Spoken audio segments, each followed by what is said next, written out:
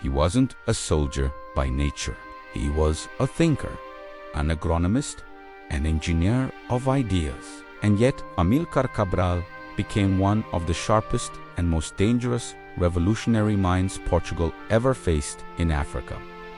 His intellect was his greatest weapon. Born in Isio Arcerin Bofata, in what is now Guinea-Bissau, Cabral witnessed the quiet, grinding violence of colonial rule firsthand. He saw the forced labor, the economic exploitation, and the cultural humiliation that defined everyday life.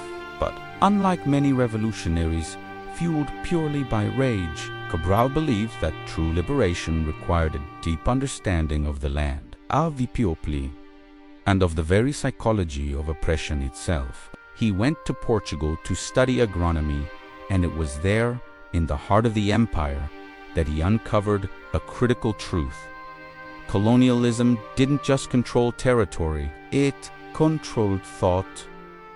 While in Europe, he began organizing fellow African students, immersing himself in political theory, and shaping a vision for a revolution that would be rooted in discipline, not chaos. In 1956, Cabral co-founded the Payaji South African Party for the independence of Guinea and Cape Verde.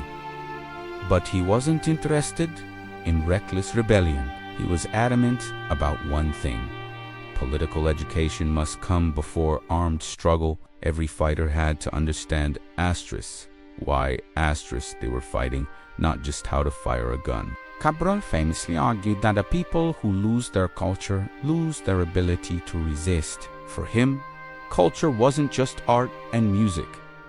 It was the very foundation of resistance. Under his guidance, villages and liberated zones were transformed. They became schools, healthcare centers, and political hubs. These areas were often governed more efficiently and humanely than the colonial territory itself.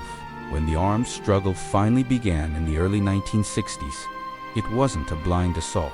It was strategic, patient, and devastatingly effective. The PAIGC methodically gained control over vast areas of Guinea-Bissau, trapping Portugal in a costly and demoralizing war it simply could not win, neither militarily nor morally. Tragically, Cabral never lived to see the final victory. In 1973, just months before independence was declared, he was assassinated.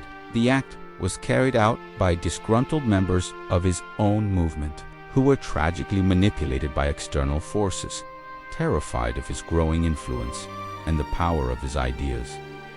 But his work was done. Months after his death, Guinea-Bissau declared its independence. The assassination, meant to stop the tide, only accelerated it. Soon after, Portugal's centuries-old colonial empire collapsed, partly due to the drain of the wars in Africa. Amílcar Cabral's legacy is a powerful reminder that liberation isn't just about making noise. It's about clarity, discipline, and political consciousness. He didn't just fight to remove colonizers from the land. He fought to prevent Africans from becoming oppressors of themselves. His message is simple and profound.